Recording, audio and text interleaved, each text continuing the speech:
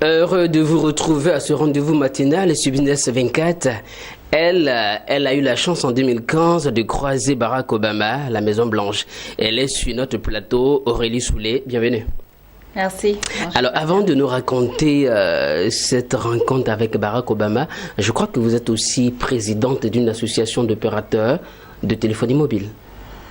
Merci beaucoup, Pater, de me recevoir. Merci de me donner l'opportunité d'être ici avec vous. Je ne suis pas présidente d'une association. Je travaille effectivement pour l'association des opérateurs mobiles. Oui. Nous représentons l'industrie mobile. Oui. Et c'est une structure donc, qui est basée au Royaume-Uni, à Londres, avec les bureaux Afrique qui sont au Kenya. Oui. Et nous œuvrons dans l'industrie mobile en fait. Mais je pense que je ne suis pas là pour ça aujourd'hui. En quoi consiste brièvement votre association? Qu'est-ce que vous faites juste Alors l'association des opérateurs mobiles constitue en fait, disons, le guide de l'industrie. Nous travaillons beaucoup dans les politiques publiques relatives au secteur des télécommunications mobiles. Nous représentons les intérêts des opérateurs mobiles, en fait. Et nous organisons également des événements phares tels que les professionnels du secteur connaissent ces événements. Le Mobile World Congress, qui est le forum annuel, le congrès annuel pour toute l'industrie du mobile, qui se déroule à Barcelone. Et nous organisons également ce qu'on appelle le Mobile 360 Africa, qui est un genre de congrès régional pour l'Afrique également. Donc nous sommes la voix de l'industrie du mobile. On représente quelques 800 opérateurs mobiles dans le monde et près de 230 compagnies de l'écosystème mobile élargi. Alors tout cela, c'est en entreprise et je crois savoir aussi que vous faites du coaching auprès des entreprises, c'est cela? Tout à fait, Paterne. Je suis dirigeante d'une entreprise, d'une structure qui offre des prestations de coaching aux jeunes hommes et jeunes femmes, mais c'est vrai que je travaille beaucoup plus avec les jeunes femmes entre 15 ans et 35 ans. Et le but, c'est en fait de leur permettre d'avoir les outils et les techniques pour aborder sereinement soit leur choix de vie, leur choix de carrière, pour aborder également leur vie professionnelle et personnelle. Les bénéfices du coaching sont innombrables. On aura peut-être l'opportunité de revenir là-dessus. Et vous croyez que les jeunes aujourd'hui manquent de repères, ils sont vraiment demandeurs? Ah oui, ils sont demandeurs, mais ça ne veut pas dire qu'ils manquent de repères. Par contre, les jeunes aujourd'hui savent beaucoup ce qu'ils veulent. Ce qu'ils savent moins, c'est comment y parvenir. Et c'est pour ça que le coaching est important, parce que cela permet d'avoir le recul nécessaire pour avancer dans l'atteinte des objectifs, mais également de pouvoir y aller de façon plus organisée. Et enfin, de pouvoir trouver en soi les ressources pour un succès plus sûr, en fait. Parce que lorsqu'on met en place les différentes étapes, on y arrive plus sûrement et on a plus de chances, en fait, de pouvoir contribuer également à la vie, de façon positive, à la vie de sa communauté, de son continent, de son pays. Vous avez eu la chance en 2015 de croiser Barack Obama. On peut en savoir plus? Oui, j'ai eu l'immense opportunité et la grande chance de rencontrer le président Barack Obama dans le cadre du programme YALI, qui est le programme phare en fait de l'initiative YALI, qui consiste à amener, à mon époque c'était 500 jeunes africains, aujourd'hui c'est 1000 jeunes africains. Donc, amener ces jeunes Africains aux États-Unis pour suivre un programme, des programmes dans les universités américaines pendant 6 semaines. Et ensuite, à la suite de ces 6 semaines, on a un town hall, c'est-à-dire un grand meeting avec le président Obama à Washington, D.C. Alors, ce meeting avec le président Obama a été très, très inspirant. Il nous a consacré du temps. Il nous a consacré de l'énergie également. Il a partagé avec nous sa vision et ses perspectives sur l'Afrique et sur les jeunes Africains que nous sommes, sur la part qu'on peut apporter au développement de nos pays et de notre continent.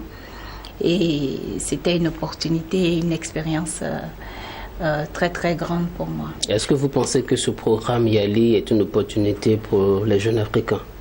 Ah oui, complètement. Je le pense, je le crois, je le porte. Le programme YALI, le président Obama l'a voulu en fait pour, premièrement, c'est vrai, apporter ces connaissances que les universités pouvaient donner aux jeunes, mais pour un point très très important, pour tisser en fait les relations entre les jeunes Africains. C'est tellement important ce réseau parce que ce n'est que par ce réseau en fait que l'Afrique, que nous jeunes Africains pouvons travailler ensemble et partager nos expériences, nos difficultés, nos challenges pour ensuite pouvoir contribuer largement à la construction de ce continent que nous aimons tant. Et c'est ce réseau que nous avons construit parce qu'on est resté ensemble dans des universités. Dans mon université, par exemple, on était 25, donc de tous les pays.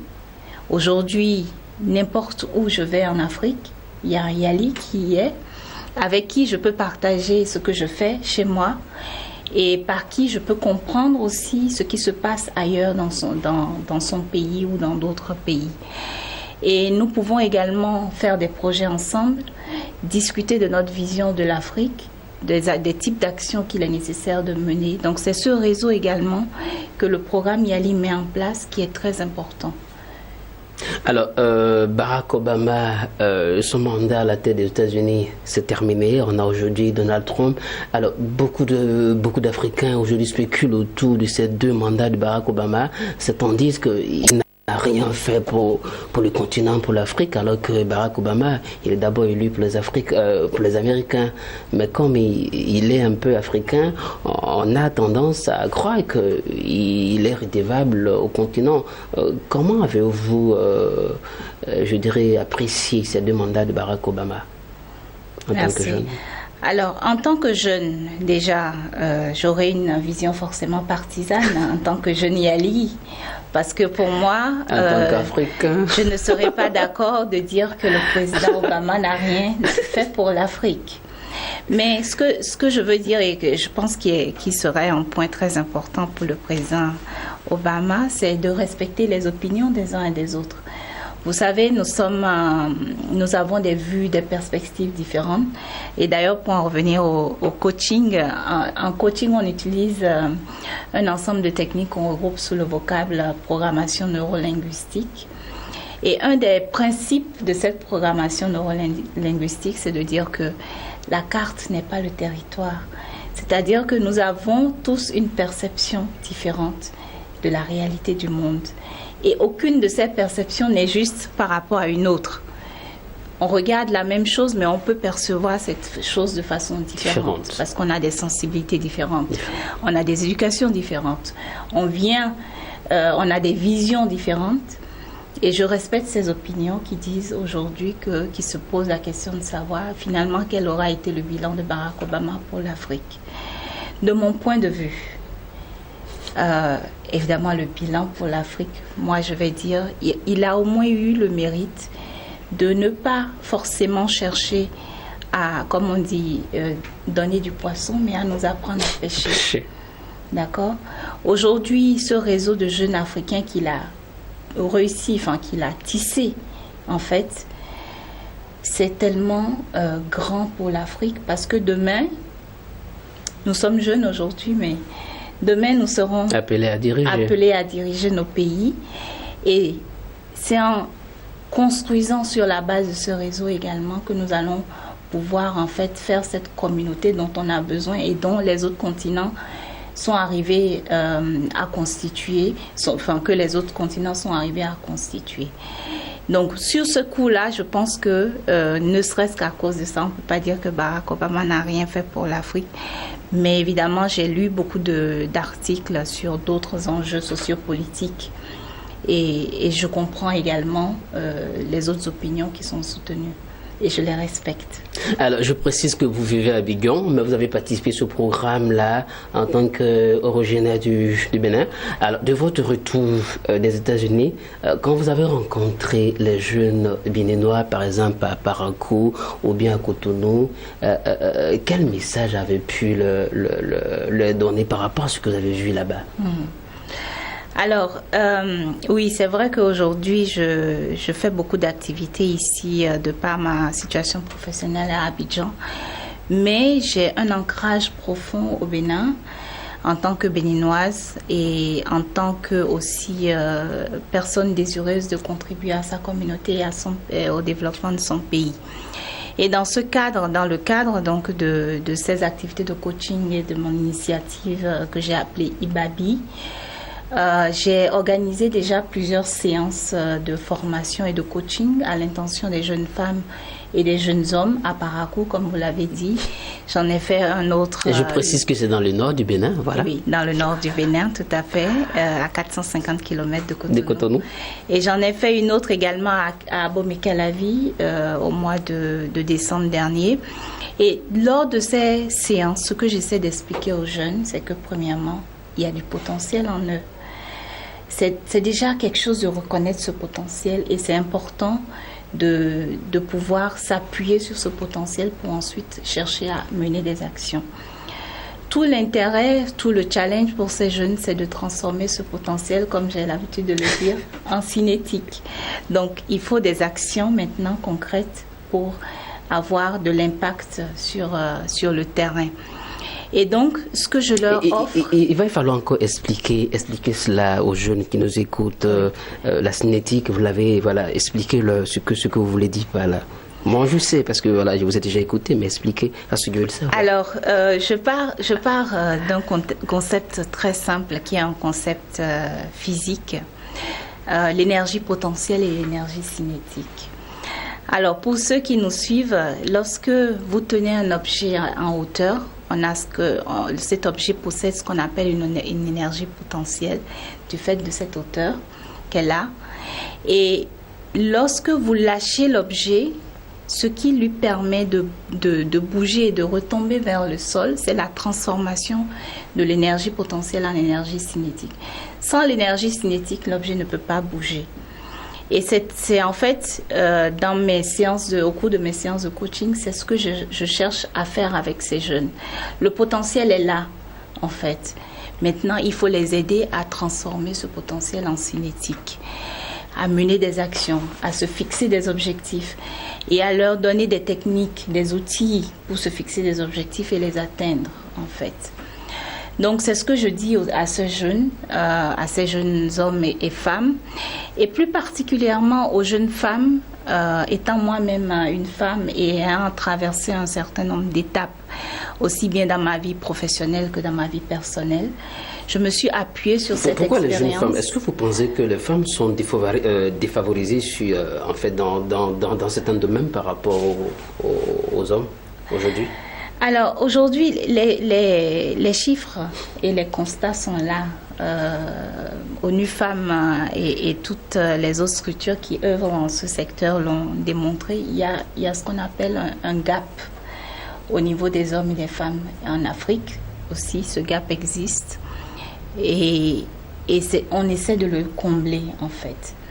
Et en tant que femme, je me suis engagée à aussi œuvrer dans le sens de combler ce gap qu'il y a entre les hommes et les femmes. Ce n'est pas du tout une guerre des sexes, c'est juste de dire que lorsque, en tant que pays ou continent, on veut développer, on veut aller de l'avant, on doit aussi tenir compte des femmes au même titre que les hommes. Notre président, M. Patrice Talon, d'ailleurs, a récemment dit quelque chose qui m'a beaucoup interpellée. C'était au mois d'août, c'était le 1er août, lors d'une conférence de presse, d'un dialogue qu'il a initié avec la presse. Il a dit ceci, il a dit « Il y a beaucoup de femmes compétentes, mais elles doivent se rendre visibles. » Justement. En fait. Justement. Et la compétence à elle seule ne suffit pas. Il faut pouvoir la démontrer et la rendre visible pour qu'on vous fasse confiance et pour qu'on vous donne l'opportunité de contribuer. au développement de votre pays. Et donc ces jeunes femmes, c'est ce que je leur apprends. Mais pour se rendre visible, ça demande des aptitudes et ça demande un certain nombre de mécanismes. Nous, en tant que femmes africaines, on nous a inculqué des valeurs qui nous sont très chères et qui, des fois aussi, nous emmènent à nous maintenir un peu à l'écart ou derrière, en fait. Ce n'est pas mauvais, mais c'est juste qu'il faut faire comprendre qu'on a aussi besoin de nous pour développer nos pays et donc il faut faire un pas en avant. L'auto-sabordage, c'est le sport préféré des jeunes femmes parce que la confiance en soi est beaucoup plus difficile. En tout cas, moi, c'est l'expérience que j'ai vécue à construire pour une femme que pour un homme, compte tenu de nos réalités sociétales. Et donc, à ces jeunes femmes, je leur explique comment, tout en conservant leurs valeurs, leur sérénité, leur paix intérieure, elles peuvent en fait être des personnes sur lesquelles on peut compter. Elles peuvent se mettre en avant, elles peuvent défendre leurs idées, tout en étant réceptives, bien sûr, aux idées des autres. Et comment aussi elles peuvent se révéler à elles-mêmes, faire face aux situations difficiles qui, des fois, nous emmènent à retomber un peu dans une sorte de victimisation. Donc, ce sont tous ces outils, en fait, sur lesquels je travaille avec ces jeunes femmes. Et bien sûr aussi avec certains jeunes hommes qui ont également besoin de cela. Voilà. Alors, grâce au programme Yali, vous avez pu établir un réseau, et vous l'avez expliqué tout à l'heure. Quand vous allez vers les jeunes, qu'est-ce que vous leur dites par rapport à l'établissement d'un réseau? Le réseau, c'est une ressource qui est très, très importante pour les jeunes que nous sommes. Quelqu'un a dit, on n'est pas riche d'argent aujourd'hui, on est riche de son réseau. Ça veut tout dire. Vous avez le réseau, lorsque vous avez besoin ou envie d'arriver quelque part à un objectif, c'est plus facile en fait, c'est un catalyseur, ça aide. Et donc, je dis à ces jeunes qu'il est important de développer un réseau solide et de le maintenir. Parce qu'il ne suffit pas de développer le réseau, il se maintient, il se développe, il se maintient, on le nourrit en fait. Ça peut être un réseau de jeunes diplômés, parce que vous avez été dans une école. C'est d'ailleurs récemment ce que j'ai partagé avec des jeunes diplômés. Le fait d'avoir été dans une même université constitue déjà un réseau. Le fait d'être d'une même communauté constitue un réseau. On peut constituer un réseau dans sa communauté. On peut constituer un réseau de jeunes leaders africains, comme nous le sommes au niveau du Yali. On peut aussi constituer un réseau de jeunes sur la base des intérêts. Par exemple, le fait que je travaille dans le coaching, je noue beaucoup de relations avec d'autres jeunes qui travaillent également dans le domaine du coaching et nous partageons nos expériences et nous améliorons dans ce que nous faisons. Donc, je dis à ces jeunes-là qu'il faut absolument tenir un réseau, ou plusieurs d'ailleurs, on n'a pas à se limiter, le développer, prendre part aux activités, réfléchir pour le réseau pour qu'il puisse se développer et le maintenir. Alors, tout à l'heure, vous avez pris en exemple une citation du président béninois Patrice Talon. Moi, je veux savoir, est-ce que très souvent, les femmes n'ont pas le sentiment que les hommes les maintiennent, veulent les maintenir, je dirais, en fait, en arrière? Alors, qu'on ne les tire pas vers le bas, en quelque sorte, est-ce qu'on n'a pas ce sentiment généralement dans la société? Vous savez, tout à l'heure, j'ai parlé de la victimisation, c'est pas pour rien, en fait. Vous savez, il y a des réalités qu'on vit, effectivement. On ne va pas fermer les yeux sur ces réalités. Il y a, comme vous le savez, ce n'est un secret pour personne, il y a des femmes qui sont battues, il y a des femmes qui sont violentées, il y a des femmes qui n'ont pas accès au minimum de dignité. Mais en retour également, de l'autre côté, il y a également des femmes qui sont chefs d'entreprise, qui dirigent des entreprises, qui dirigent des structures publiques, etc. Donc je pense que c'est aussi à ces femmes-là qui ont réussi à dépasser ces pesanteurs donc, que vous évoquez, de guider les autres vers une autonomisation plus grande, en fait. Et mon entreprise de coaching se dirige beaucoup vers ces femmes-là qui sont des femmes dirigeantes pour leur faire comprendre que c'est de leur responsabilité, en fait, d'aider, donc de mettre en place des initiatives également pour aider ces familles. Il y en a qui nous font confiance, et ça fait partie des offres que nous faisons, qui nous confient la responsabilité d'organiser des séances de coaching pour des jeunes filles.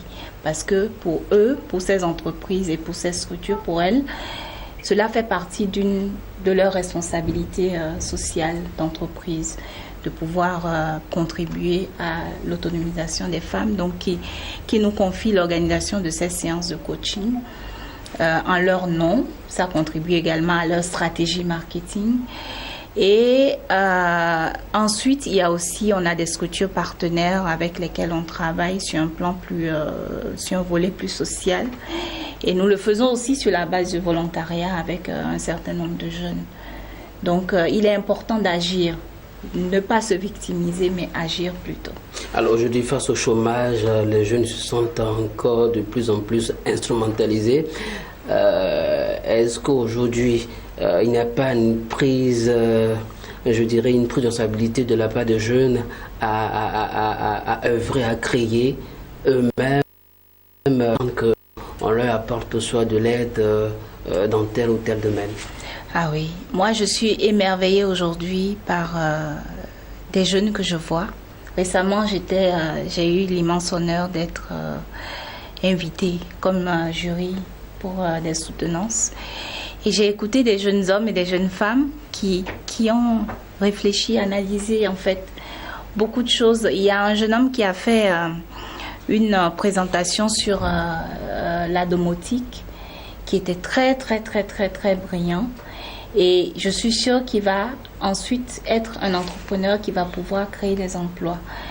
Récemment, j'étais également à une remise de diplôme où il a été dit aux jeunes, on les a exhortés à ne pas attendre forcément qu'on leur donne du travail, mais à en créer plutôt. Et ils sont plus portés vers ces choses-là. Nous sommes plus portés vers ces choses-là, vers la création de l'emploi. Et je pense que c'est vers là qu'il faut aller. Et les gouvernements aujourd'hui africains, au Bénin, en Côte d'Ivoire, d'après ce que je vois, aident aussi les jeunes, ont des politiques d'accompagnement de ces jeunes-là pour les aider à l'entrepreneuriat.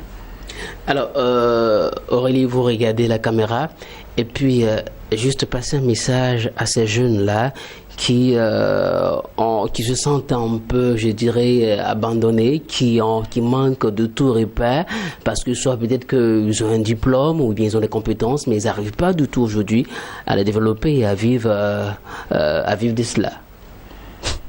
Alors, à ces jeunes-là dont vous venez de parler, je voudrais vous dire, chers jeunes, que l'avenir est beau.